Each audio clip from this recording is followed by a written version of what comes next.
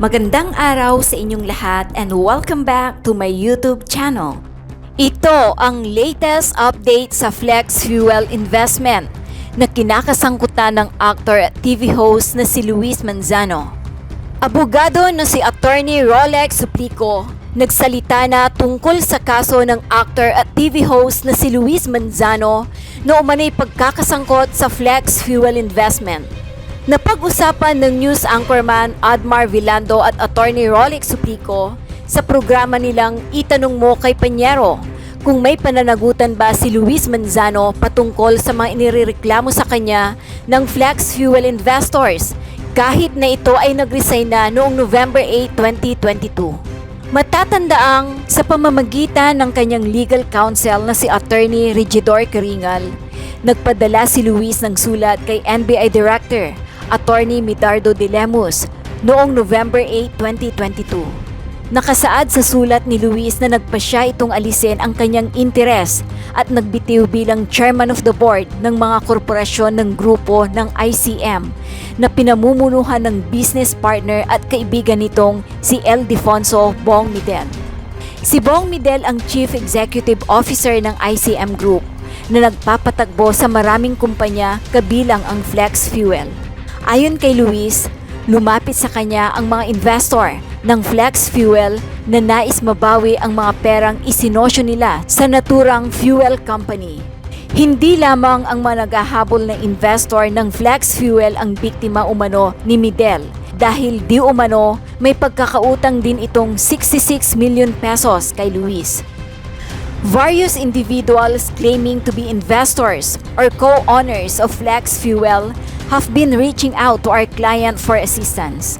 Pahayag ni Attorney Caringal tungkol sa paglapit ni Luis sa NBI para imbestigahan ang reklamo ng mga investor dahil nabigo si Midel na lutasin ang problema ng kumpanya. Narito ang kasagutan ni Attorney Rolex Suplico patungkol sa kinakasangkutan ni Luis Manzano kung may pananagutan ba siya sa alleged umano'y Flex Fuel scam.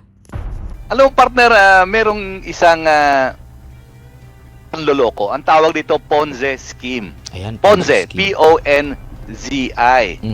Ayan po ay pinangalan sa isang Charles Ponzi. Kasi noong 1920s, siya po ay nag-implement nitong scheme, no? Na nainganyo ang mga investors sa pagbayad ng mataas na kita, no? Ang earlier investors binabayaran ng pera na nakukuha sa recent. Halimbawa, kung nauna ka, no? Yung mga succeeding na investors, yung makukuhang pera, doon ibabayad sa kanila. Ayan. So, pag pumutok yan, yung huli, no? Sila yung tinamaan. So, in the process, kumukuha rin yung mga operators nitong Ponzi scheme, no? Again, naumpisan ito sa panahon ng 1920s sa isang nangangalan Ponzi, P-O-N-Z-I. Now, may mga red flags yan pag mga investment scams, no? Ano ibig sabihin ng mga red flags na yan? Pag nakita mo medyo dali mo na. Dandahan ka, pipreno ka muna. Okay? Now, ano yan? Una, siyempre high returns. Ang kita ay mataas at walang risko, walang danger. Dandahan ka muna. Yung returns, yung balik ng pera consistent. Dandahan ka muna. Okay. Pangatlo, hindi nakarehistro, no, ang investments sa isang government regulatory office or authority. Dandahan ka muna, no? Ang mga nagbebenta, walang lisensya. Dandahan ka muna, no? Ang strategy ay sikreto o masyadong komplikado. Dandahan ka muna at nahihirapan ka kumuha ng payments mo. Yan, dandahan ka muna. So, anong tawag dyan? Tawag dyan mga red flags. Yan. So, Ponzi scheme at saka red flags. Now, recently, dahil sa pandemic, nagkaroon ng panibagong itong mga gasoline scams. Gasoline scams. Yung unang-una na nilabas ng SEC, no, ay itong June 9, 2020 na advisory. So, nakikinig pakinggan nyo ang pangalan niya ay OFIR. OFIR, Petroleum Corporation. OFIR Petroleum Corporation. Nagbenta ito ng preferred shares, no? Ang mga investors, no? At ang kanyang gasolinahan diyan po located sa Aviation Road, Lapu-Lapu City, Cebu. Sino ba mga taga Cebu diyan? Nadadaanan ko ito Aviation Road. No, pag pupunta ako ng Cebu sa may Mactan, Aviation Road, Lapu-Lapu City. So nagbenta siya. Yung Securities and Exchange Commission, Enforcement and Investor Protection Department, pinasara siya. Bakit? Wala siyang wala siyang secondary permit. Ulitin natin ano yung secondary permit? Okay. Siya po ay isang rehistradong kompanya sa SEC. Tapat na ba yan magbenta ka ng shares? Hindi po. Kailangan mo pa ng secondary license para galing din sa SEC para magbenta ka ng shares of stocks o magtanggap ka ng investments. Yung merely registration is not enough. Kailangan kumuha ka ng secondary license. Dito sa case ng OFIR, Petroleum Corporation, nagbenta siya ng preferred shares. Wala siyang authority at malaman, wala naman siyang preferred shares. Kasi isa lang ang classification ng shares of stocks niya. Common lang. Now, dito sabi ng SEC, wala kang lisensya para magbenta ng o magtanggap ng investments sa ilalim ng Securities SRC, no? Revised Securities Act. Okay? No. Ganun na nangyari, no?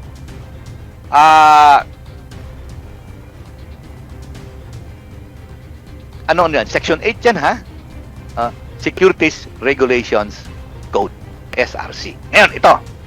Dito may pronouncements. Gusto ko pa sahin, those who act as salesmen, brokers, dealers, or agents of the said entity in selling or convincing people to invest in the investment scheme it is being offered, including soliciting investments or recruiting investors through the internet, may be held criminally liable. Attorney! Ulitin natin, criminally liable. Linawin lang natin. So, kung ikaw ay isang kumpanya at ayaw mo na mag-isa ka lang na gumagastos sa kumpanya na yan, halimbawa, kasi kulang ka ng kapital, di ba? So, gusto mo na meron kang magiging mga kasosyo o mga tinatawag na investor. Hindi pala basta-basta automatic na maghihimo ka kaagad. Uy, sosyo tayo, ganyan. Mag-invest ka sa akin. Kailangan meron mo ng permit mula sa correct. SEC. Ang tawag po dyan, license. Ayan. At kung meron ka na niyan, tsaka ka maghihimok. Ano ang purpose niyan, attorney, na kailangan mo pa ng permit? Ano bang tulong niyan? Kasi partner, ang publiko, bebentahan mo So in short, ang gobyerno ay gusto makita na ikaw ay hindi fly by night. Ikaw ay may sapat na puhunan, may sapat na mga proyektos na maaaring mag-invest ang publiko. Para may protection din. For the protection of the people. Para ma-protectionan na hindi pwede yung parang din, kontrata. Maliban pa yan sa kontrata. Halimbawa, attorney, wala akong permit sa SEC na magbenta pero may kontrata kami. Okay lang ba yon? Hindi rin pare, hindi rin pwede. Needed talaga na kasi, may SEC. Iko-construe yan na investments. Kung wala kang secondary license para humanap ng investments, humahanap ng investors, ng shares, bawal na bawal yan. Criminal liability yan. At partner, malaki ang penalty niyan. Anong penalty niyan? According to the Section 28 of the Securities Regulatory Code, penalize yan maximum of 5 million pesos. Oy. Or imprisonment of 21 years or both. Sino ang masasampahan? Ang may-ari, ang nanghimok, o sino? Pero ito ang parisampahan salesmen, brokers, dealers, agents, at ang mga opisyalis na rin ng kumpanyang yan. Okay, so ibig sabihin, kahit hindi ka nang himok, pero opisyal ka, may pananagutan ka. Kasi bakit mo pinahintulutan na magbenta ng investor yung isang broker o yung isang salesman? Ikaw na nagbenta, nagpa-advertise, Yung namigay ka ng leaflets na, oy, mag-invest ka na. May pananagutan ka rin. Nako, so damay-damay pala yan, attorney. Criminal yung partner. Ulitin natin na 5 million pesos or 21 years imprisonment or both. Sa ilalim yan na ng batas na ini-implement ng Securities and Exchange Commission. Wala pa yon criminal cases. Bakit? Kasi partner, pwede ka masampahan ng estapa dyan, ha? Pursuant sa revised penal code. At sampahan ka ng syndicated estapa, sorry na lang, non-bailable yan. Pero attorney, ang tanong, ito bang flex fuel ay may ganoon na permit? Kasi, Partner, di ba, pupunta na nanghikayat tayo sila. Nanghikayat sila. Pupunta na tayo dyan, partner. Okay. Now, ito October 24, 2021, no? Ang Securities and Exchange nag-alerto against sa small gas stations co-ownership or franchise program. Sabi ng SEC, alerto kayo. Kasi scam ang mga ito. Sino ang mga gas station na sinabi? Partner, October 24, 2021. Pakinggan nyo, Petromobile Corporation, iFuel, Dual Fuel Philippines, G28 Petroleum Corporation, Mars Fuel, at Hera Fuel. Okay? Ito ay nagkumukuha ng investors. Again, walang secondary license. Okay? So, sabi unregistered entity. Hindi ka nagparehistro o hindi ka binigyan ng permiso ng Securities and Exchange Commission para mag-imbita ng mga investors. Bawal na bawal. So sabi ng SEC, caution, ingat, dahan-dahan when dealing with these gasoline companies or persons purporting to be their representatives. Ayan. Okay na, partner. Yan ha. Yan, ito pa. Noong 24 August 2021, yung kabila, October yun, ngayon 24 na, 2021. Ito, ang SEC advisory ulit. Again, galing ito sa Enforcement and Investor Protection Department. Sabi ingat sa small gasoline companies na nag-offer ng franchise agreement, co-franchise agreement, partnership agreement, co-ownership contract, and other forms of contract that offers to the public an opportunity. Ang pagkakataon na mag-invest ka dito sa mga kumpanyang ito, hassle-free, na walang problema. Ayan. So, dyan daw may subscription to the shares of the company. May partnership agreement. May co-franchise contract. Pare, remember partner, co-franchise contract, kahit i-take up natin mamaya to. Okay? So, sabi ng hindi pwede ito. Ang registration as a corporation, iba yon. Pag na-register mo ang corporation mo, iba yon. Kinikilala, ikaw ang korporasyon. Yun nga. Pero pag mag-bet ng shares of stock sa publiko or tanggap ka ng investments, kailangan mo na. Yun ang sinasabi natin kanina, attorney, na halimbawa, ikaw or tatlo kayo, nagsosyo kayo, tapos umabot sa punto, nag-register kayo as corporation, tapos umabot sa punto na, parang kulang yung natin, kapital. Kailangan natin maghanap ng pandagdag kapital. Hindi porket na nakarehistro ka na as korporasyon, automatic ka na, pwede ka na magbenta ng stocks. Tama po ba?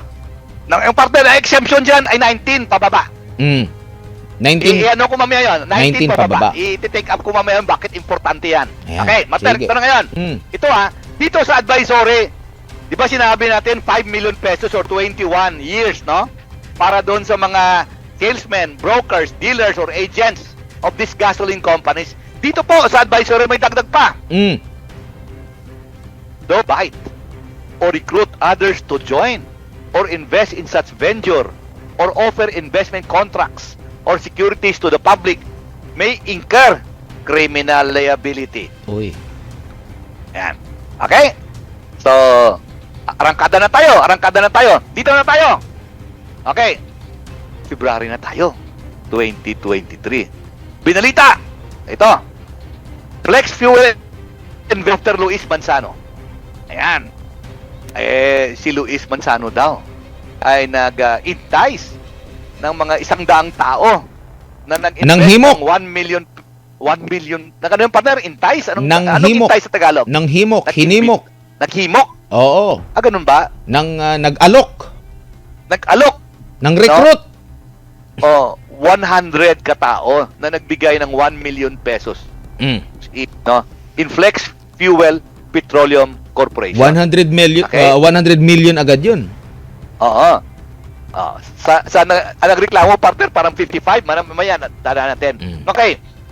Sinampahan ng reklamo sa National Bureau of Investigation si Manzano ng 5 investors. Bakit? Siya kasi ang Chief Executive Officer at Chairman ng Flex Fuel. Mm. At sinasabi nag-divest na siya. Ang ibig sabihin ng divest, bro, binenta mo ng shares mo. Okay, ito. Sabi ni Jinky Santa Isabel, sabi niya, scam ito eh. Dapat liable ito si Manzano. Okay, despite his claim na hindi ako nag-ano dyan. Hindi ako kasama sa management dyan. At sinabi niya, nag-aaway na kami ng kanyang partner. Sino yung partner niya? Partner ito, Ildefonso Midel Jr. Nag-away na kami ni Bong, sabi niya. Napinta na ako. Kita ko kasama. Sabi niya, okay. 2021 pa lang nag-warning na ang Securities and Exchange Commission na itong Flex Fuel at ang iba pang maliliit na gasoline companies ay wala pong secondary license. Naku. Ayan. Meron pang Ito sinabi, sila- attorney, yung isang nabiktima nung nakapanayam ko or nakapanayam ng ang sabi, partner? SMNA. Ang Ano sabi, sabi? tingin talaga niya may pananagutan itong si Luis Manzano kasi during webinar. Okay? Webinar. So, ibig sabihin, para yung seminar sa web na dyan i-explain doon sa mga gusto na mag-invest kung ano yung mga gagawin, ano yung makukuha ng mga benefits. Mismo, si Luis Manzano, present daw doon. Tapos, meron din sa mga advertisement, be my co-owner. Tapos, andun yung mukha ni Partner, Luis nandyan Manzano. pa yan sa YouTube, partner. Tingnan mo. Yun nga. Nandyan pa yan sa... Hindi pa natanggal. Oo, mga advertisement nila. Infomercials. And ang, Infomercials. Oo, mga infomercials. At ang sabi, kami po, OFW, yung mga kasamahan ko, nahimok, no? Naniwala. Dahil, syempre, co-owner, pwede ko magiging co-owner ang isang artista, isang kilala, no? Veteranong host, no? Si Luis Manzano. Kaya nahimok ako. Sabi niya, kung hindi pa raw yun si Luis Manzano, baka hindi siya mag-i-invest. Kasi yung reputasyon. Pwede siya magyabang. Ay, Oh. si Luis Manzano at ako. Co-owner. Ay, kaming may-ari ng gas station. So, yun yung reason kung bakit nakapag-invest itong mga nagreklamo ngayon laban dito kay Luis Manzano. Kasi, nandun yung mukha niya eh. At kasama pa daw siya sa mga talking, yung resource person na magsasalita daw. Partner, ang sabi ng SEC, liable, salesmen, tama ba siya? Brokers, tama ba siya? Oh. Dealers or agents, ba siya? Those who invite or recruit others to join or invest, kasama ba siya doon? Pagkasama ka doon, ang liability mo, 5 million pesos or 21 years imprisonment. Sa ilalim lang yan ng Securities Regulation Code. Iba pa yung revised penal code, ha? Okay. Pero bago niyan, arangkada tayo ng konti. Ito sabi ni Jinky Santa Isabel. Sinabihan ko kasi ibalik lang ang pera namin. If he would pay me back what I invested in Flex Fuel. Yan sabi niya, ha? The help he gave cannot offset the fact that he convinced me and other people to invest in what turned out to be a scam. Sino ang salita niyan? Jinky Santa Isabel. Yan. Partner, ha? Okay, ngayon ito. Ito pa sinabi.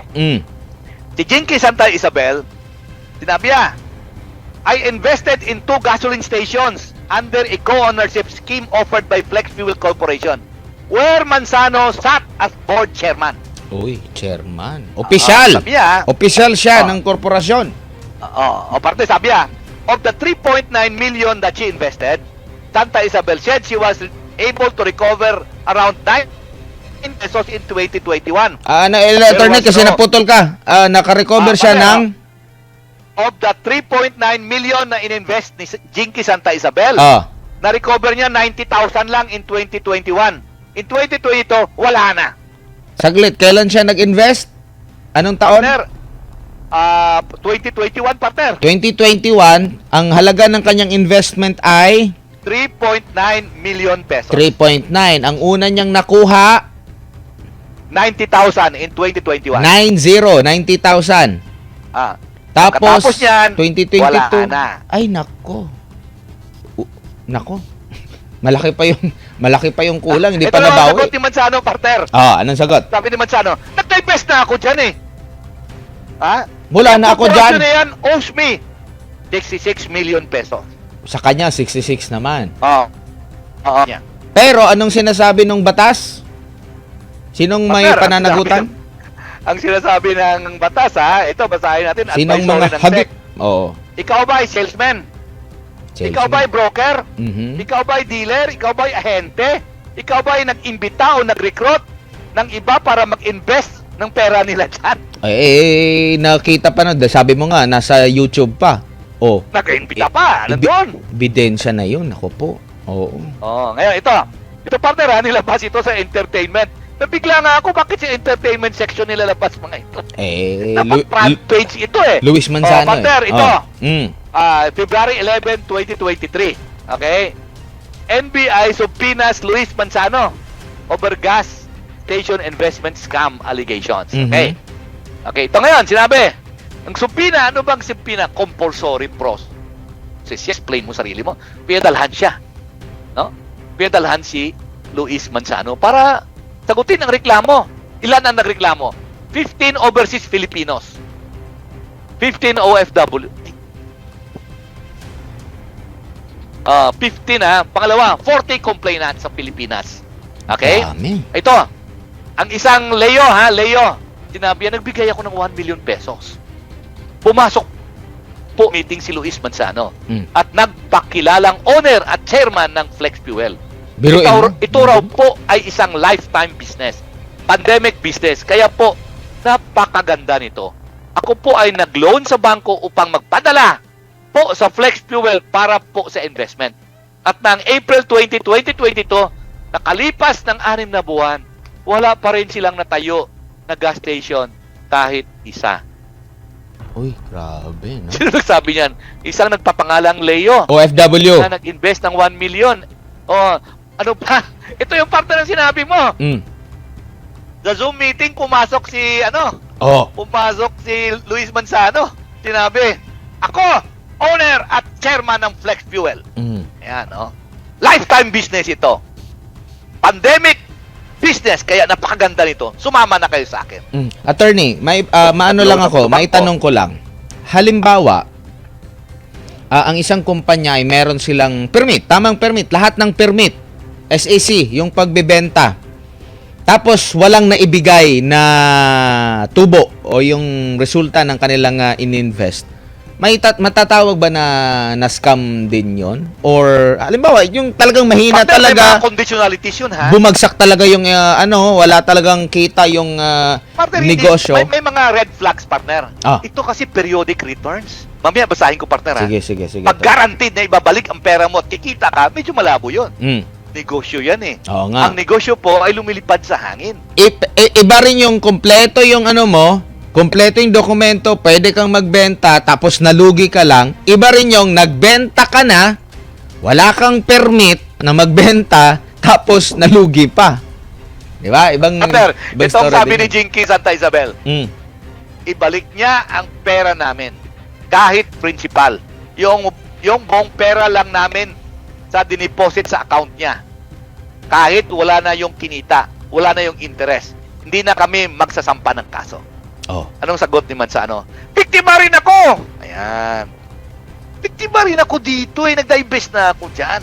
Hindi ako kasama dyan sa pagpapalaka. Nako. At ayan. Anong ginawa niya? Sabi niya sa NBI, imbestigahan niyo yung Flex Fuel. Biktima ako dyan eh. Okay, may abogado siya. Yung abogado niya, si Attorney Regidor Caringal. Okay? So, sabi niya, ginawa akong chairman para proteksyonan ko ang investment ko. Garantiya yan ng aking investment. Mhm. Si Bong Medel, conducted a business na hindi ko naman alam. Mm. Additional matters na negosyong ito, tinago sa akin. Kaya magkasama tayo. Biktima tayo. Yan. Partner ha, biktima tayo ha. Okay. Alam mo partner, ito ha. Sino ba to si Luis Manzano? Sino ba si Luis Manzano? Ito po.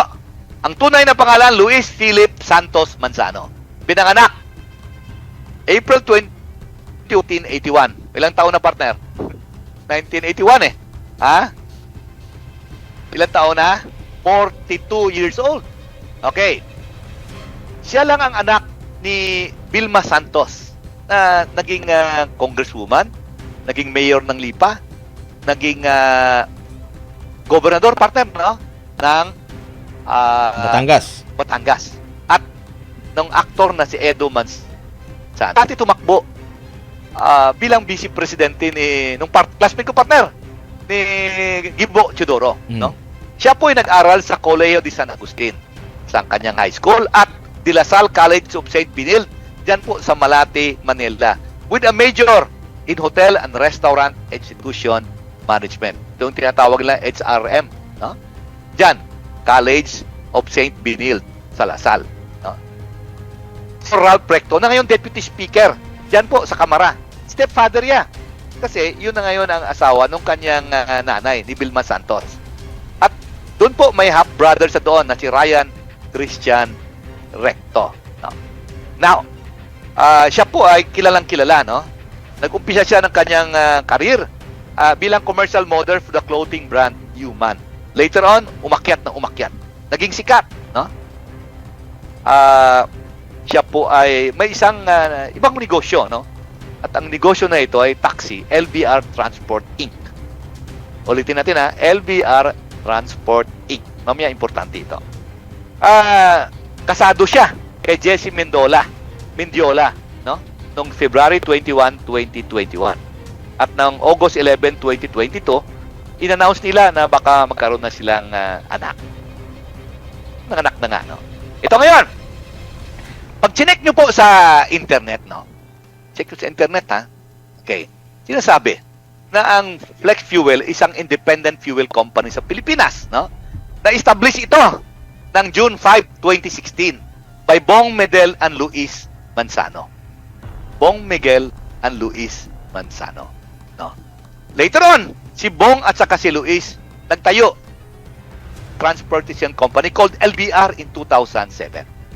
No? 2007 tapos 2016. Okay.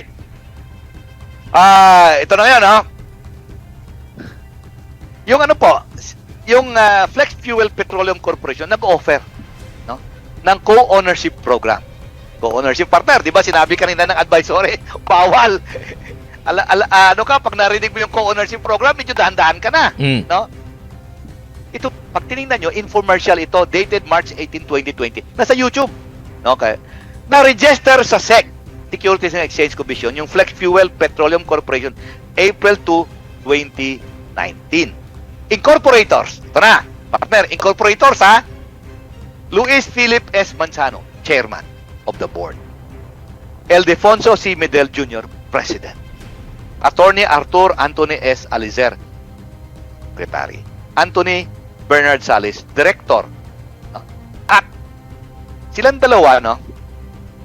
Silang dalawa ni Ildefonso C. Medel Jr., si Bong Medel, meron pa silang ibang negosyo, nakasama sila. No?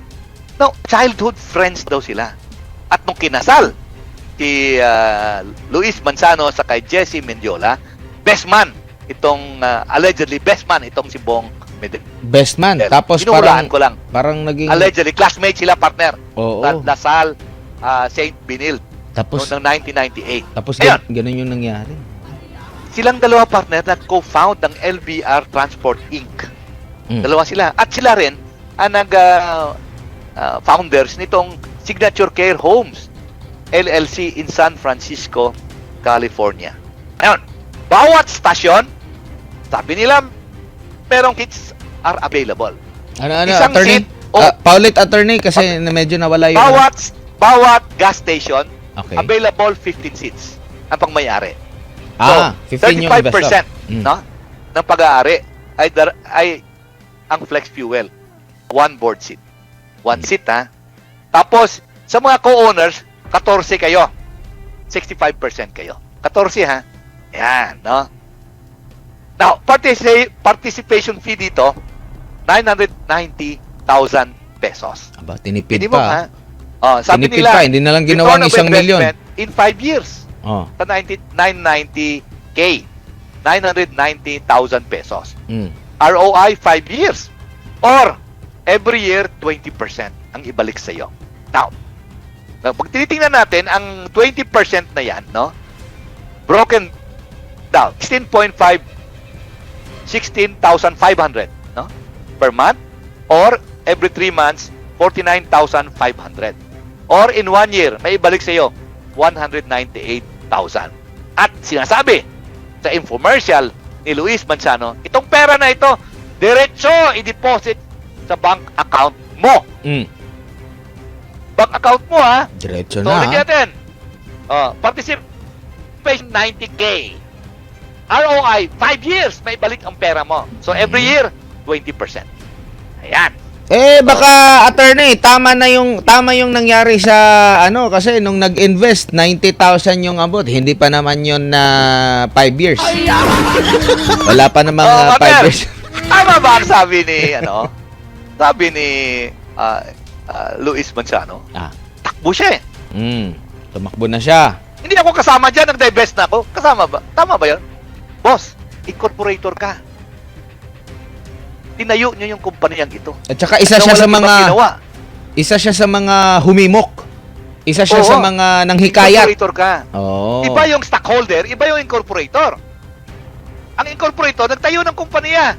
Yung stockholder, maaaring bumili ka lang later on. Attorney, siguro kung siya ay investor lang, parang kasama siya sa ni-recruit na maging investor, pwede siguro siya, attorney, na hindi siya kasama doon. Pero ang nangyari, co-owner siya, may position pa siya, chairman pa siya, di ba? Sabi mo, sa board. Tapos, nang hikayat pa siya, mag-invest kayo dito, malinaw yun na siguro hindi na siya kasama sa mananagot doon sa mga bago. Yung wala na talaga siya, tapos merong mga bago na nag-invest. Pwede yun, attorney. Tama ba? Halimbawa, may bagong nag-invest doon, wala na siya. Pwede? Partner, day 1 pa lang kasama na siya eh. Oo nga. Pero halimbawa, say for the sake for discussion lang, pag may nagreklamo, pero yung nagreklamo na yon, during that time na nag-invest siya, ay wala na kumbaga tumiwalag na si Luis, pwedeng masabing absuelto siya doon kung kakasuhan siya noong bagong investor na naloko. Pero itong tama ba? Yung infomercial hindi pa tinitake down. Kung ako, latecomer at napanood ko yung infomercial at nakita ko doon na iniinganyo ako ni Luis Manzano na mag-invest dito at nag-invest ako, kasama siya. Ito, attorney, maaabsuelto ba tingin mo itong si Luis kung during that time na umatras siya bago pa itong nagsampahan ng kaso kasi sinabi niya na umatras na siya tapos tsaka umugong itong ngayon lang February, 'di ba, na merong nagsampa ng kaso. What if kung nung time na tumiwalag siya, nagreklamo din siya agad-agad doon sa mga kasamahan niya? Maaari bang magbago yung pangyayari? Partner, ganito nung nalataya na nag-accept ng investments at nagbebenta ng shares, no? Na wala pa lang secondary license, dapat umalis na siya. Dapat sinulatan niya. Dapat nag-resign siya. Dapat sinulatan niya, tanggalin na ang infomercial ko. Dapat sinulatan niya, ihinto niyo yan, kung hindi, reklamo ko kayo. Pwede rin na diretsyo niya sampahan ng kaso. Walang ganun nangyari, partner. I mean, pwede niyang gawin yon kung titiwalag Pwede siya gawin yun, sa umpisa. sa umpisa. Possible, Wala. possible, attorney. Halimbawa, ito yung senaryo nung nalaman niya na parang may mali, umatras siya. or either sinampahan niya ng kaso yon, sinabihan niya, wag niyong gamitin yung mukha ko, tama na. Tapos, after nun, nawala, may attorney, may mga nagreklamo na mga nag-invest. May pananagutan pa ba siya?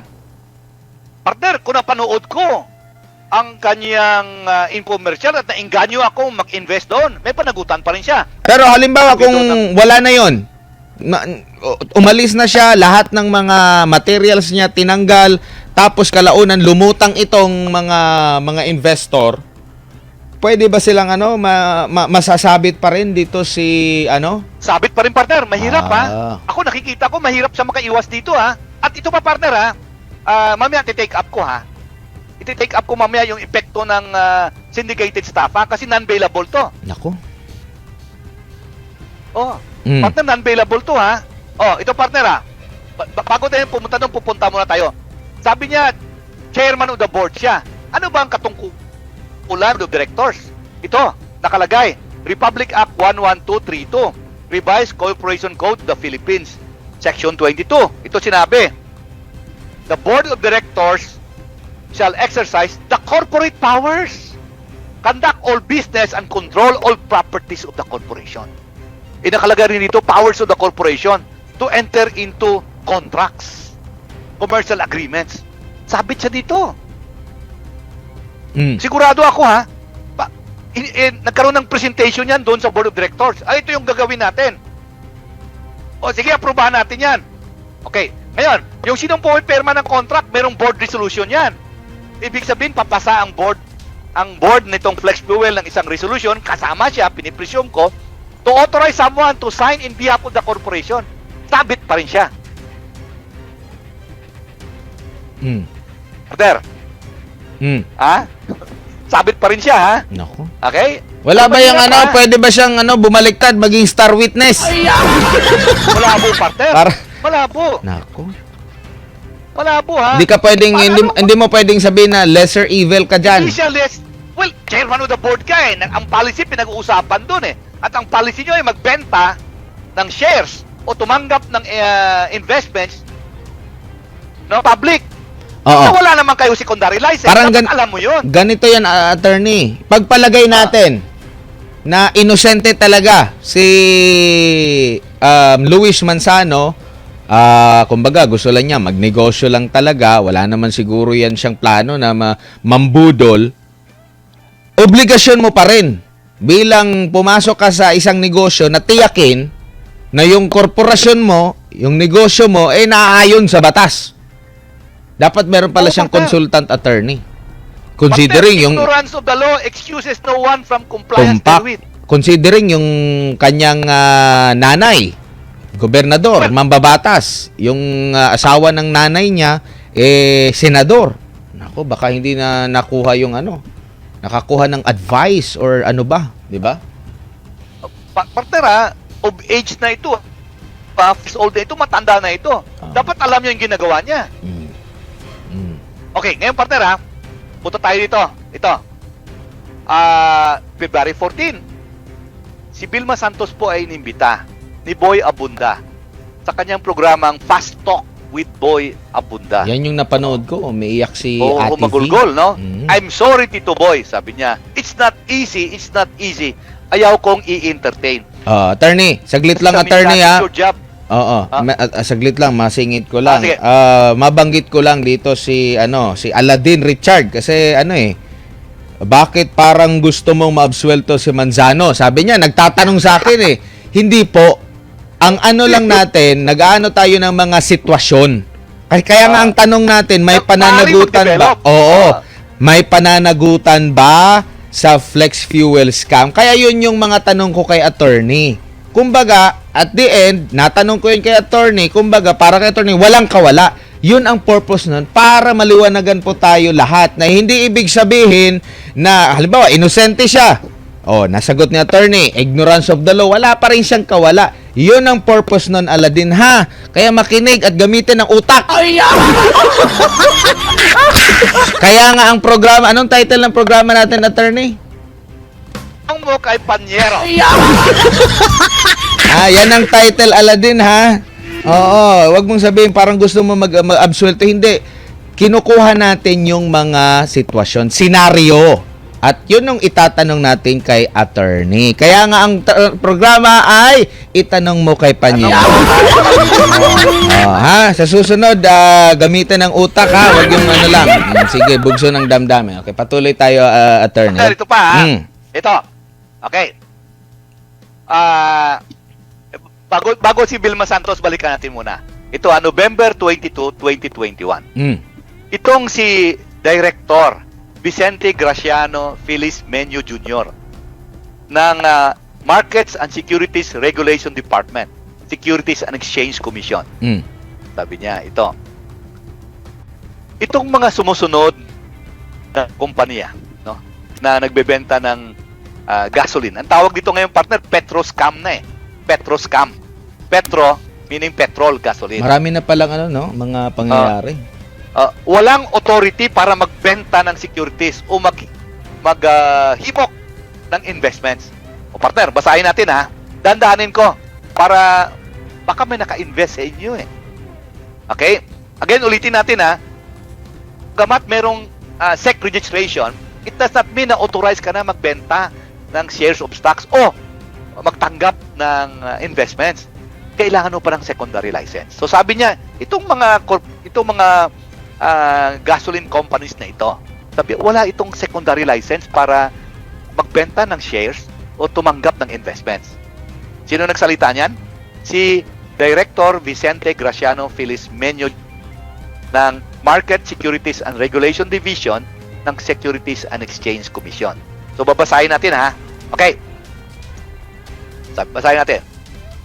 Petromovil, Flex Fuel, Uy, nabanggit. Jaffer Fuel, Mhm. Maximum Fuel, Power Fill, Nirvana Fuel Corporation, Mars Fuel, Offer Petroleum, Astral Fuel, iFuel. Ulitin natin ha, kasi partner, maraming nabibiktima ditong mga OFW, marami tayong nanonood, nakikinig Oo nga. diyan sa ibang bansa no? Ulitin natin. Petromovil, Mm.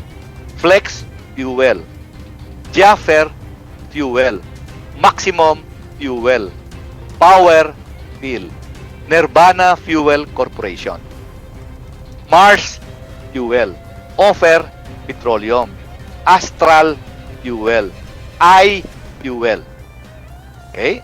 So sabi ni Director Feliz Menyo Jr., sabi niya, the department has not issued permit to sell securities in favor of the above mentioned entities. Further, the said entities have not filed nor have any pending applications, registration, or permit to sell securities. Mm. Okay.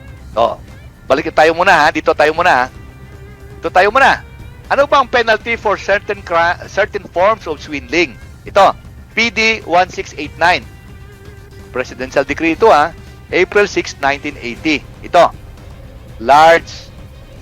tawag dito minsan large scale estafa or swindling. Minsan tawag dito syndicated estafa.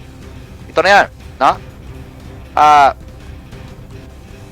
or more persons formed with the intention of carrying out the unlawful or illegal act, no? Transaction, enterprise, or scheme, and the defraudation results in the misappropriation of money contributed by stockholders. Okay? Contributed holders.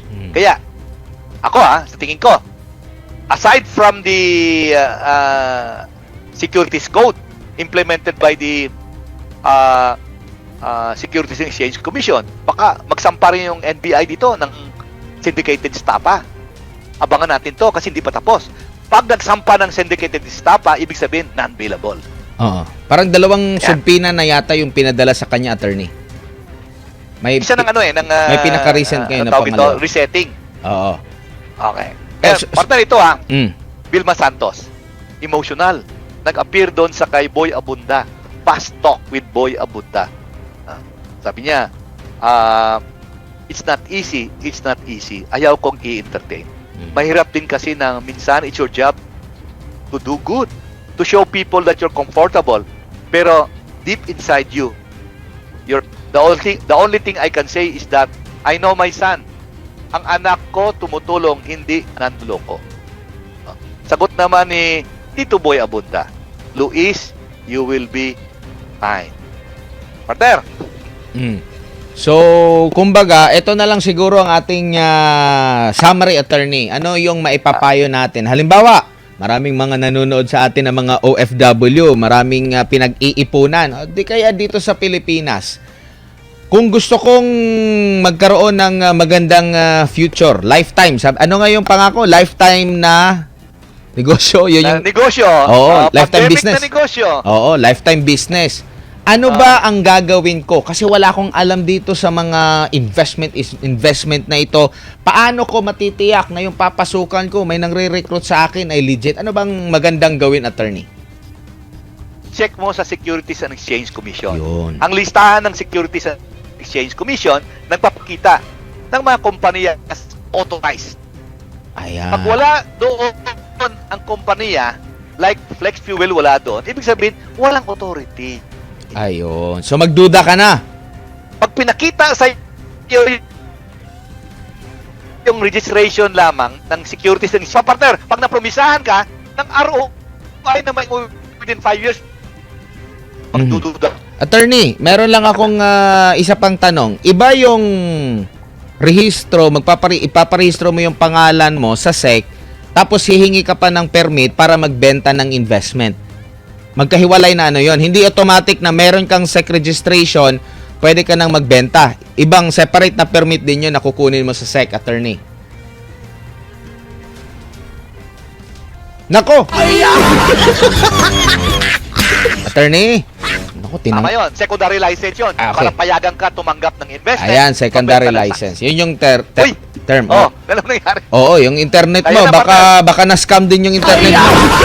So, ang malinaw dito, parang ano din pala, attorney, kung gusto mong magtrabaho abroad at hindi ka mabudol ng mga illegal recruiter, pag may nabasa ka dyan na kung anong manpower, superpower agency na yan, i-check mo muna sa POEA or sa, migrant workers na ngayon, Department of Migrant Workers, or kung anumang ahensya ng gobyerno. I-check mo kasi nasa kanila kung sila ba ay Tama legit, yung may tama bang mga para secured ka na kung meron mang masamang mangyari sa iyo, may habol ka, no? So yan ang ating lesson of the day, no? So wag basta-basta. Hindi lang sa usapin tungkol sa dito sa Flex Fuel kasi marami din mga ngayon humihingi ng investment attorney Maraming mga negosyo ngayon diyan na nangangailangan kahit na super kaibigan mo, kahit kilalang kilala ang endorser, huwag pa rin pong magpaniwala agad-agad. Mas maigi pumunta ka sa ahensya ng gobyerno tulad ng SEC at i-search mo kung meron bang secondary license para humingi ng lalo na din yung mga too good to be true na mga pangako, no? So, yan po mga kapartner. At wag niyong akusahan na parang gusto ko mag-absuelto. Hindi po, ha? Kasi may mga ganun Hindi ginagamit yung utak Nagtatanong lang ako, parang sabi nila gusto ko raw ma-absuelto. Hindi. Ang senaryo, iba't ibang mga senaryo, tinatanong natin kay attorney para malaman natin. So, ibig sabihin, walang lusot. Para kay attorney, walang lusot si Luis Manzano, mga kapartner. Okay? Mag-subscribe at i-click ang notification bell para sa mga susunod na video updates. Maraming salamat po.